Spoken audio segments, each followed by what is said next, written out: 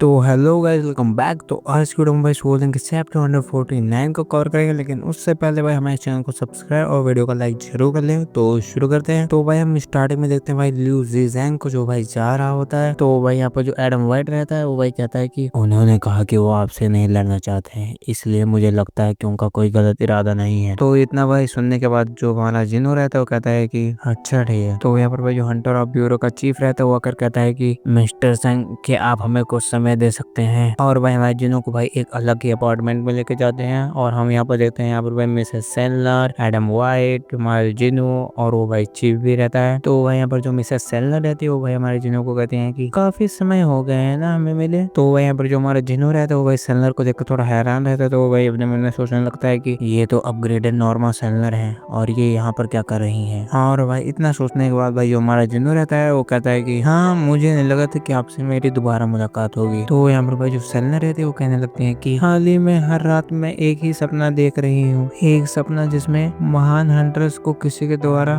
शिकार किया जा रहा है। मतलब यहाँ पर भाई सेलर का कहने मतलब ये होता है कि मतलब कोई तो है जो भाई हंटर्स को मार रहा है। और कुछ दिनों बाद ये सपना सच हो गया। तो यहाँ पर भाई जो हमारा जिनो रहता है वो कहता है कि तो क्या क्रिस्टोफर के साथ भी यही हुआ। तो यहाँ पर भाई जो चीफ रहता है वो जिनो को कहता है कि हमने उसको चेतावनी दी थी लेकिन उसने हमारी बात नहीं मानी और आगे क्या हुआ आप जानते ही हैं। तो यहाँ पर भाई जो सेलर रहते हैं दोबारा कहने लगती है कि जो हमारे शक्तिशाली हंटर्स हैं वो दिन प्रतिदिन मरते रहेंगे और जो भी विंग इन हंटर्स का शिकार कर रहा है वो किसी भी हद तक जा सकता है। तो यहाँ पर भाई जो हमारा जिनो रहता है वो कहता है कि तो क्या तुम मुझे भी चेतावनी देने के लिए यहाँ पर आई हो। तो यहाँ पर भाई सेलर रहते हो कहते हैं कि नहीं, मैं चाहती हूँ कि तुम हंटर्स को प्रोटेक्ट करो। और भाई ये सुनकर जो भाई हमारा जिनो रहता है थोड़ा बहुत हैरान तो होता ही है। मैं बार बार अपने सपने में उन हमलावरों की शक्लों को याद करने की कोशिश करती हूँ, लेकिन मैं हर बार असफल हो जाती हूँ। तो मैंने एक अलग ही तरीका अपनाया। मैंने अपने सपने में ही उनको जानने के लिए अपनी क्षमताओं का यूज किया कि वो कौन थे। और ये सुन के भाई जो हमारा जिनो रहता है वो कहता है कि तो क्या उस समय तुमने मेरे भी आंखों में देखा था। तो यहाँ पर जो भाई सेलर रहते वो कहते हैं कि हाँ, मुझे उसमें एक असीम शक्ति नजर आई और जब मेरी नजरें उससे मिली तो मुझे मजबूरन जागना पड़ा। और भाई यहाँ पर जो सेलर रहते हो भाई घबराते हो कहते हैं कि मुझे वो अब भी अच्छे तरीके से याद है, वो आवाज मुझसे बोली थी जब मेरी नजरें मिली थी। तो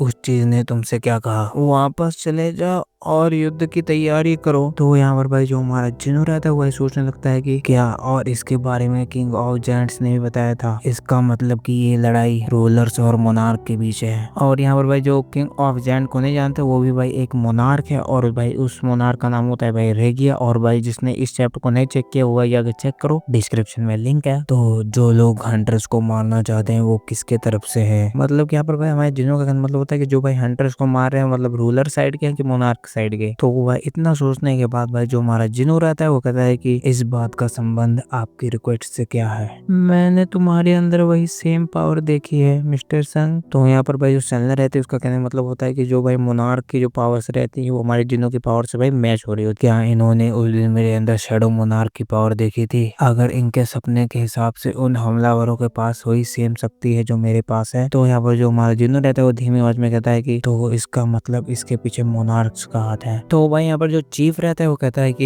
ये जो बींग्स हैं ये बाकी हंटरों की ताकत से ज्यादा शक्तिशाली है और इनका सामना करने के लिए हमें आप जैसे हंटर की जरूरत है जो इनकी बराबरी कर सके। ईमानदारी से कहूँ तो जब मुझे यह बात पता चली कि एक ऐसा हंटर है जो इन सभी हंटर्स की रक्षा कर सकता है तो मुझे इस बात पर थोड़ा संदेह हुआ, और कल आपकी लड़ाई थॉमस एंड्रे से देखने के बाद मैंने अपना विचार बदल लिया। और बेशक हमें कोई उम्मीद नहीं है कि आप हमारी मदद मुफ्त में करेंगे, हम आपको सब कुछ देने के लिए तैयार हैं, जहां तक कि मैं केमिस्ट के रून स्टोन को भी देने के लिए तैयार हूं, वो किसी एक खजाने से कम नहीं है। आज तक जितने भी शक्तिशाली हंटर्स हैं उन्होंने इस दुनिया को बचाने के लिए अपना सहयोग दिया, लेकिन अगर वही ना रहे तो ये दुनिया बिखर जाएगी। लेकिन भाई हमारा जो जिनो रहता है वह थोड़ी देर सोचता है, उसका कहता है कि आई एम सॉरी कि आप थॉमस एंड्रे की वजह से ऐसा कर रहे हैं। नहीं, ऐसी कोई बात नहीं है, ऐसा इसलिए है कि मुझे अभी नहीं नहीं पता कि मुझे किसके खिलाफ लड़ाई लड़नी है। तभी भाई जो हमारा जिनो रहता है वो भाई जाने लगता है। तो यहाँ पर भाई जो एडम वाइट रहता है वो भाई हमारे जिनो की बात सोचने लगता है। जो हमारे जिनो ने भाई नेशनल गिल्ड कॉन्फ्रेंस में कही होती है कि फैमिली के लिए कुछ भी। और तभी भाई जो हमारा जिनो रहता है भाई रुकता है और कहता है कि मिस्टर वाइट। तो यहाँ पर जो भाई वाइट मतलब एडम रहता है वो भाई चला जाता है जिनो के पास। और भाई उसके बाद भाई जो हमारा जिनो रहता है वो कहता है कि क्या तुम मुझे उन हंटर्स की सूची दे सकते हो जिनकी मुझे रक्षा करनी है। तो यहाँ पर जो एडम वाइट रहता है वो कहता है कि ऑफ कोर्स। और उसके बाद भाई सीन शिफ्ट होता है और हम देखते हैं भाई नाइट की पार्टी का सीन। और भाई जो भी हंटर्स की रक्षा करने रहते हैं वो भाई हंटर्स यहाँ पर इस पार्टी में आए होते हैं। और यहाँ पर हम देखते हैं भाई जिनो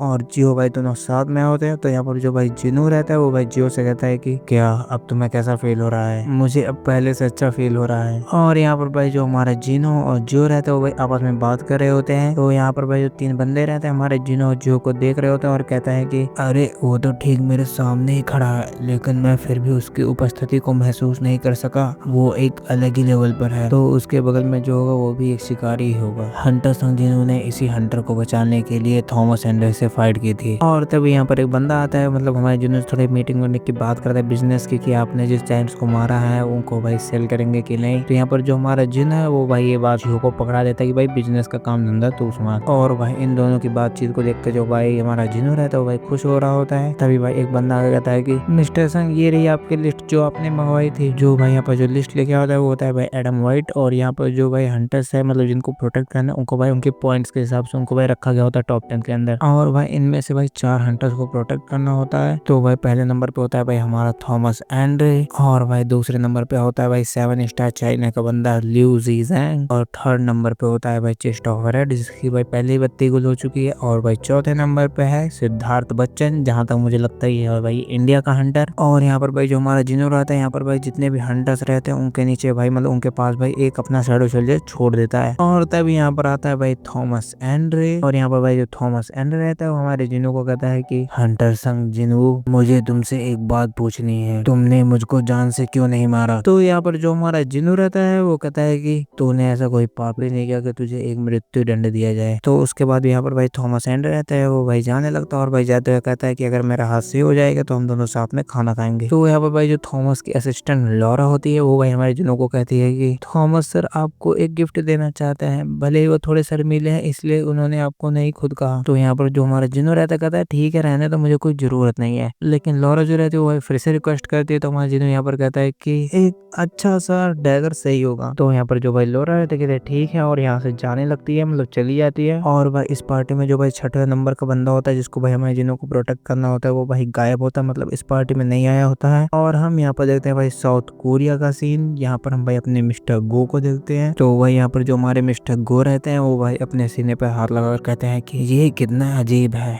मेरी दिल की धड़कन अब भी बढ़ती घटती रहती है। और यहाँ पर जो भाई मिस्टर गो रहते हैं मतलब सोच रहे होते हैं कि मैं अब अपनी लिमिट तक पहुंच चुका हूँ। और यहाँ पर भाई उनके ऑफिस से भाई फोन भी आता है कि आप सही हैं कि नहीं। तो यहाँ पर जो मिस्टर गो रहते हैं वो कहते हैं हाँ मैं एकदम सही हूँ चकाचक। और भाई यहाँ पर जो मिस्टर गो रहते हैं वो भाई थोड़ा बहुत आराम करने के लिए भाई कुर्सी पे अपने भाई लेटते हैं। लेकिन भाई तैसे हमारे मिस्टर गो के साथ पता नहीं क्या पंगा होता है। तो भाई यहाँ पर जो हमारे मिस्टर गो रहते हैं वो कहते हैं कि यह क्या बकवास है, यह कैसे हो सकता है। और हम यहाँ पर भाई थॉमस एंडर के सामने भी देखते हैं भाई कोई सोफे पर बैठा होता है। और ये और कोई नहीं होता, ये होता है भाई फ्रॉस्ट मोनार्क। ये भी भाई बचे हुए 8 मोनार्कों में से एक मोनार्क है। और भाई इस मोनार्क को भाई हमने चैप्टर 111 में देखा होता है। और जिन लोगों ने भाई चैप्टर 111 को नहीं देखा है वो भाई जाके देखें, डिस्क्रिप्शन में लिंक है। और यहीं पर करते हैं भाई वीडियो की एंडिंग। तो बाय बाय।